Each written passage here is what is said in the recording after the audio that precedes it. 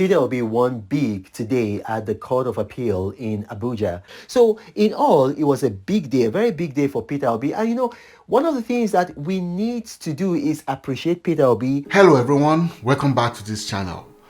One of the most controversial political figures and social critics of the current time is Mr. Reno Omokri. For those of you who may not know him, Reno Omokri was a special assistant to the former president, Goodluck Jonathan. After Jonathan left office, he fled the country for the fear of being prosecuted by the Muhammadu Buhari regime. It is unclear why he thinks he is a target of the current administration. Nevertheless, he has since been living in self-imposed exile. From the very start of the Buhari regime, Reno has been a vocal critic of everything APC. Perhaps his most successful contribution to public discourse in the last few years was his advocacy for Leah Shaibu, one of the Nigerian girls kidnapped by Boko Haram but was left behind when others were rescued because she refused to convert from Christianity to Islam.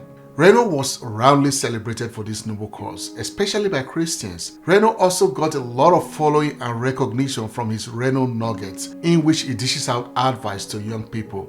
It is safe to say that many young Nigerians have come to believe that Reno Omokri was on their side. They also consequently expected that he would support their popular youth candidate, Mr. Peter Obi, or at least not target him personally. However, as we all now know, it is hard to fully understand Reno Omokri's motivations, especially when it comes to his political affiliations and loyalty.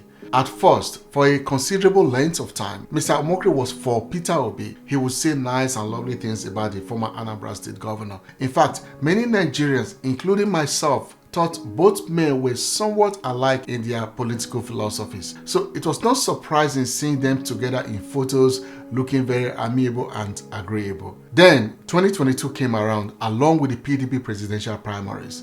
Before that, remember that both Reno Omokri and Peter Obi were in the PDP and supported Atiku Abubakar in 2019 presidential elections. In fact, Peter Obi was the running mate to Atiku Abubakar, the vice presidential candidate of the PDP at the time. So again, one could understand how Mr. Obi and Reno Omokri will run in similar circles and support each other. But 2022 changed all that. Peter Obi, as you all know, decamped from the PDP after being rigged out of the PDP primaries. He eventually hitched his camp with the Labour Party. You all know the story, so none of that is new. I won't bore you with that. But what became surprising is how Reno Omokri changed from being a Peter Obi ally to one of his fiercest critics. In fact, he came out sounding like an enemy of Peter Obi overnight rather than a mere political rival. No other candidate received the kind of attack Reno Omokri directed at Peter Obi, not even Bola Tinubu, the candidate of the ruling APC. If one were to do a catalog of all the negative posts and reposts resulting from Reno Omokri's attack on Peter Obi, it will run into hundreds, if not even thousands. One time, Reno Omokri claimed his life was in danger and that if anything should happen to him, Nigerians should hold Peter Obi responsible. This is Peter Obi who never said anything negative against Mr. Reno Omokri, in spite of all the provocations and attacks. When I heard of Reno's claim about Peter Obi's purported plan to harm him, I scratched my head. I thought, how did these two got into a situation where one is accusing the other of possible harm? Reno Omokri accused Peter Obi of everything imaginable. He called him a liar, he called him corrupt, he called him a pretender, and so much more. Anyway, to say that Obedients were disappointed at Reno Omokri was an understatement. Many of Reno Omokri's followers are youth, and most of them are obedient supporters of Peter Obi. So when he started attacking Obi, it was clear that Obedients were going to respond, and they did every time. Social media platforms were and are still full of arguments between Reno Omokri and Obedients. Twitter was awash with public condemnation of every tweet Reno Omokri tweeted against Peter Obi. Reno kept going. He relished being the center of attention, it seems to me. Reno welcomed the attack for three reasons, I suppose. One, Obedients were playing right into his hand. He wanted traffic engagement in his social media pages, and Obedients were giving it to him.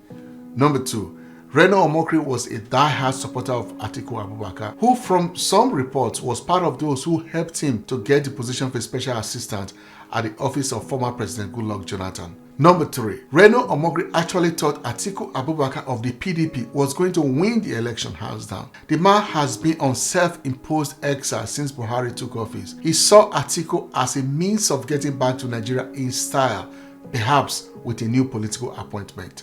So why was he so hell-bent on bringing down Peter Obi? Well, because he thought Peter Obi could not win. He thought Peter Obi was dividing the votes of the PDP and giving Bola Tinubu the chance to win. Reno was no doubt correct on the last assessment. If Peter Obi had remained in the PDP, there is a good chance that Atiku could have won the elections on the first ballot. However, for most right-thinking Nigerians, you cannot blame Peter Obi for leaving a party that has lost its way. Atiku and PDP could have stuck to their zoning arrangement and perhaps Peter Obi would have won the PDP primaries. To be sure, no one really knows if Peter Obi would have received the same kind of following and support he is now receiving if he had remained with the PDP. Maybe, maybe not. But that's besides the point. He left and joined the Labour Party and Reno Omokri was not happy. I can understand loyalty to one's political party and the need to campaign against Peter Obi as a political opponent, but Reno Omokri's attack on Peter Obi was different. It often seemed personal, it seemed beyond politics. With each tweet and post, it was obvious how much he now disliked the man. To this day, it is unclear why he had to go that far in his attacks. And then the election came. Peter Obi performed way beyond expectation. Peter Obi won in the East, in the South, in the Southwest, and in the North. He even won in Lagos, the economic capital of Nigeria, as well as in Abuja, the political capital of Nigeria. Under Peter Obi, Labour Party will be sending scores of reps to the National Assembly, something that has never happened before. The performance was so surprising and so profound that even his most ardent critics are now coming around. Again, not a surprise. But one fervent critic that seemed to be finding his way back to Peter Obi is Reno Omokri. It seemed that Mr. Omokri, since the election, has softened his attacks and increased his praise of Peter Obi. Listen to these clips and you be the judge of it. Peter Obi won big today at the Court of Appeal in Abuja when the court refused to variate its order to the Independent National Electoral Commission on allowing Peter Obi have access to the beavers. Now, here's the thing. The court did not stop the INEC from reconfiguring their beavers to use for the March 11th gubernatorial and House of Assembly elections. They can still do that. However, they must allow Peter Obi access to inspect those election materials before they do that, or they have to give an undertaking that it's going to be preserved in the back-end server exactly as it is. So in all, it was a big day, a very big day for Peter Obi. And one of the things that we need to do is appreciate Peter Obi for helping to push the envelopes of our democracy, because by going to court, by getting this order, by having this precedent set, it goes a long way, because then in another cycle, another maybe contestant who has similar issues can rely on this. This is amazing coming from Reno Omokri. But why is he doing this though? Why this sort of change of heart? Many obedient believe he is still only just looking for a way to generate online traffic and remain relevant. But I think the change is much more profound and calculated than that. One thing is for sure, Reno Omokri has some contacts in the government and in the APC. They all used to run in the same circles anyways. I'm wondering if it is the case that he has heard that Atiku cannot win after all. Is that the reason he's now deciding to pitch his tent with Peter Obi? Is it that he has now seen the writing on the wall and realized that Peter Obi is not a charlatan after all? Is it that he now recognizes that Peter Obi is more likely to become president before Atiku Abubakar could ever become one? Personally, I think the latter may be the case. I do not begrudge Reno Omokri for sticking with his man until the end of the elections. But that is the point. Does Reno Omokri think the end has come for Atiku Abubakar? Does he now think it is better to stick with one that is at the beginning of the race and full of energy, rather than with one that has run out of political steam? Even if at the end, as Reno rightly acknowledges, that Peter Obi does not win the election at the Supreme Court, he has transformed the political space and discourse forever. Nigerian youths have been forever sensitized to what it means to be represented.